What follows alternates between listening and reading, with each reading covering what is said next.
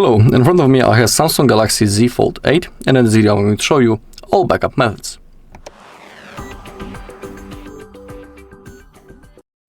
Okay, so first we need to open up the settings.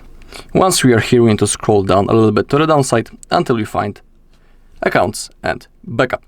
And we have a few ways. We have the Samsung Cloud Backup, Google Backup, and we have the Smart Switch, and the external storage transfer. Maybe let's begin with the Samsung Cloud. Click on Backup Data. Of course, you need to be signed into your Samsung account if you want to use this method. Now, from the list, select what things and the data that you want to backup. In my case, I will select maybe everything except apps, so it won't take that long. Okay, I'll do it like that. And then if you have selected everything that you want, hit on Backup. Now, the process will begin, and our backup will be safely stored in cloud of our Samsung account. And click on Done. Okay, as you can see, it has worked. And now, as we go back to the main page of the settings, tap on your name on your Samsung account. In here, you can scroll down, tap on Samsung Cloud, and in here, as you can see, we have Z Fold 8 created today, and now it's safely stored in the cloud. And we can even restore it later on any other Samsung device. So that's the first method. Let's go back to Accounts and Backup, and now let's use the Google Drive. Click on Backup Data, but first we need to sign in to the Google account because currently I'm not signed into any. First, type your mail if you are not already signed in.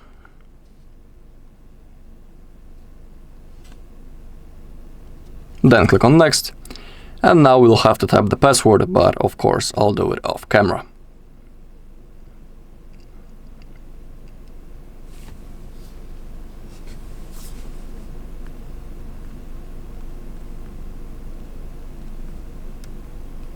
And then click on Next.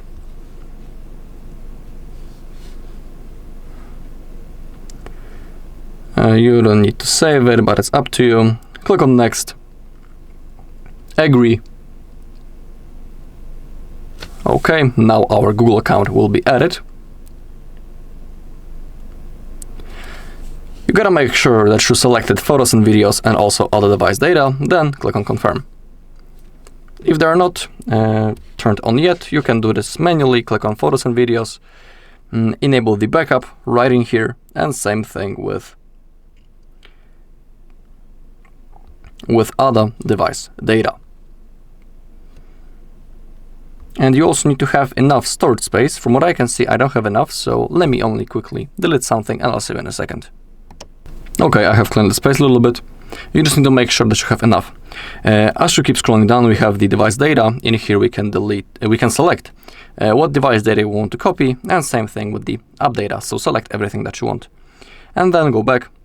And all you gotta do now is to click on Backup now. Then the process will begin. If you have a screen lock, you also need to manually confirm by drawing your screen lock or typing it. And now we need to wait until it's done. In here, a small circle will appear, and it's going to slowly fulfill. Basically, when it disappears, it means that our backup has been successfully created. If everything goes fine, we will also see notification on the bottom of the screen. So currently, we need to keep waiting until it's finished.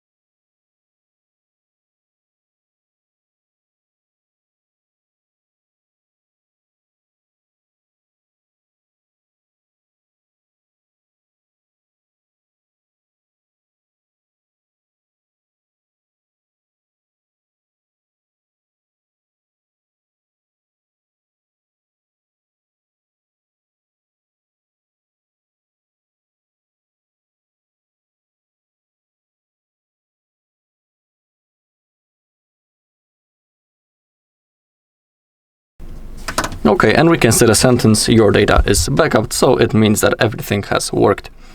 Now, let's go for the smart switch and let's select external storage transfer. Scroll down a little bit, click on continue, click on more, and allow. And now you just need to insert an SD card or connect a USB storage device. You can read about everything on the screen. I'm about to use the USB adapter with the SD card, so let me plug it in. In here it should appear, yeah, backup to, in my case, USB storage. We gotta click on that. Now we'll scan for available data, and I'll select what you want to backup. You can select everything, just calls, contacts, and messages. And if you click on custom, you'll be able to manually select what you want to backup. I'll just select calls, contacts, and messages. And then click on next. Click on OK. And the process has started. The time of the process depends on what you have selected before. In my case, it took like 10 seconds because I have only selected calls, contacts, and messages. And as you can see, we have the backup results. We just gotta click on next, and that's all. Click on done. And now our data has been successfully backupped. Alright, and that's all in this video. Thank you all for watching. If you found this video helpful, please leave a like, comment, and subscribe.